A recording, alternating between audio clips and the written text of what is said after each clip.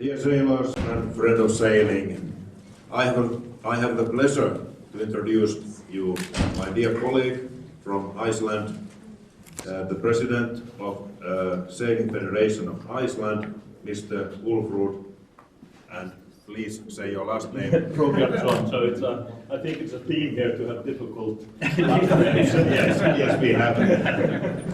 It's one of the rules. And Ulfur is here with a team of 7 people from Iceland and taking a look after our juniors sailing system. But today you are here to talk us about media and sailing and about Icelandic sailing. More about the media, because my other theme is that I'm educated as a cinematographer, and I've been working in film industry in Iceland. And there are some changes happening in film and things like that, which I think are sort of something that we'll be also seeing in the Sailing League. And so I think we have good times ahead. So, Ulfur, welcome, and the stage is yours. Yeah, thank you.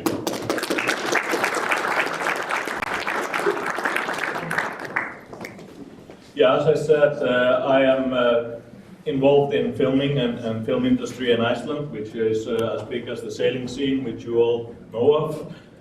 Heard of a lot of sailing from Iceland, I presume? Yeah.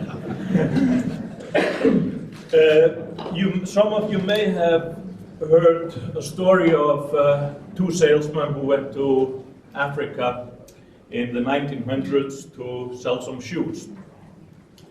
And one of the salesmen sent home a message to Manchester saying, "Situation hopeless, nobody wears shoes." And the other salesman sent home a message saying, "Glorious opportunity, nobody is wearing shoes." So I think the situation is similar in sailing, not that we lack shoes, but there is a glorious opportunity. And when we look at the place of sailing in media, there are not many sort of numbers out there, but one list that I found puts us in place number 41. That was by measuring in 16 countries the media coverage of sailing. And so we are in between archery and sumo wrestling. In place 41, and that means that we can improve. Where we're number 1 with football, we could not improve. So, but that's where I think we are moving towards improvement. And when I talk about media, of course, I'm talking about visual media that we are looking at on our TV screens. We're seeing it on our laptops, telephones, and iPads or tablets. And there is a fundamental difference between what we call linear TV and internet or streaming media. And what happens when we're seeing something on linear TV, which is the old-fashioned TV, where we put something, when we turn the television on and we see something that somebody else has decided what we're looking at. Whereas on the internet, we type in the name and then we have something that we want to see. And we choose what we want to see. The good thing about the old way was that we would sometimes be surprised and find something that we didn't know was so interesting, like sailing. Whereas nowadays, when we're looking for something, we type in sailing and we type in the Volvo Ocean Race, we type in the Liga or what we are interested in at the moment, and we are only exposed to that little interesting thing. And that it sort of makes it difficult to bring sailing to new audiences. But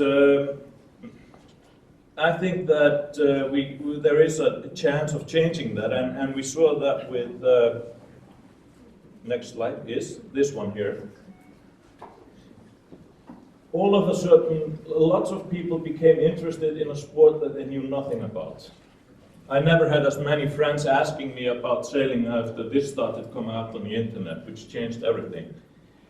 All of a sudden we had information on the screen where people could understand what was going on. We had the boat speed, we had the difference between the boats, we had the currents, all was graphically very well shown what was happening and going on in sailing. And I think this was basically the first time that we proved that sailing can be very well explained on television. I ended there because it's just water. It goes a little bit against what I was saying before about you discover something new on when you don't decide what you're going to look at. But this came to lots of us, and I think that was mainly through social media, but we have an expert here on that, so I'm not going into social media on that. But there is also what is happening is a fundamental change in television. We're seeing more and more shows which are like Big Brother, Survivor, Biggest Loser, Voice, and I think you all noticed these shows. And what they have in common, mainly, they are competition. And they're single use. These are shows that nobody wants to download. And that's happening because of download and because of streaming, that TV is going more into sports and more into live action. So that we are seeing something that we don't want to look at again. And that sports are great at it. So I think there's an opportunity there to plug in and put more sailing onto TV and things. Oh, even Boat Survivor, where we throw one crew off every month for doing something around the world. I mean, that's up to our imagination, how we approach it and what we can do. And then we have another revolution happening on TV, which is this little black box. Already there's sports. You probably all have Apple TV or something similar at home, or many of you already. And at home, in my place, I have American football, I have basketball, I have hockey, tennis, and American, what they call soccer over there.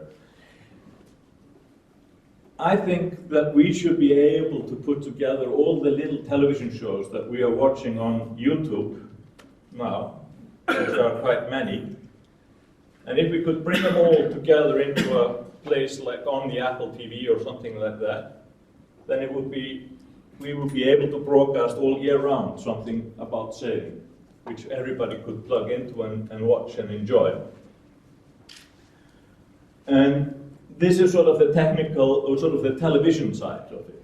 And most of you know that sailing is sort of an unstable environment and not very sort of easy to film. You can't put your tripod down and sort of have a steady image, even if you have a boat. But things are changing also technically. We are having the tracking system. We have small waterproof cameras. And we're having simpler, lighter cameras with a smaller imaging stabling system. So I think that technically it's getting much, much simpler than it was before. And like they did with the America's Cup, they're combining tracking and graphics and putting it on the screen. So it's very easily explainable and people can look at it and see what is going on.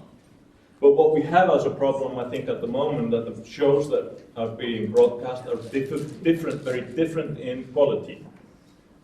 And that's something, a standard that we should try to reach. I mean, if you look at football, it's filmed the same way in every country, everywhere in the world, and we recognize exactly what's going on straight away. And that's something that all those which were on the before, they should sort of try to work a little bit towards a standard so that you can easily understand and not put rules on it. But so we have a system and a format that everybody can adapt to. And this is also happening, is that we're getting small cameras which can fly around and give us a new perspective. There's minimum air disturbance around it. And we will be seeing more of those being used, and they are fairly easy and cheap equipment also. So this is all happening today, and tomorrow we'll be seeing another version of this, which is, for example, like this interesting camera here, which will be coming in August, which is basically tracking the person that has a small trackpad. And if we would alter the software in this, we could actually be having a camera that is following the leader of the race every time. So there is a possibility of in technology that is changing everything. And we can do much simpler and much better in filming sailing on water and distributing it among sailors. I'm going to keep this quite short, I think, because we're back to shoes. It's an opportunity that we have here, and I think it's sort of in the words of the salesman that we have a glorious opportunity to do better, but we have to work on standards and we have to work together in bringing sort of our productions up to value and bringing it to TV and let everybody know that we're out there. And then I think they have to work a little bit together. I mean, I don't know if in the Sailing Liga, are you working together with the other ligas in sort of on the same channel, or do you have to put in a Finnish Liga to watch it, and then you have to put in a Danish Liga to watch it? So you need to bring it all to one simple place. How is the Liga? Is it? Well, at the moment it's collected into SAP Analytics and on one platform. Okay, yeah. But from all the different nations. Yeah. So I'm ready for questions, really, if there are any here. Any questions, Ulfur? Thank you so much. Thank you. Thank you so much.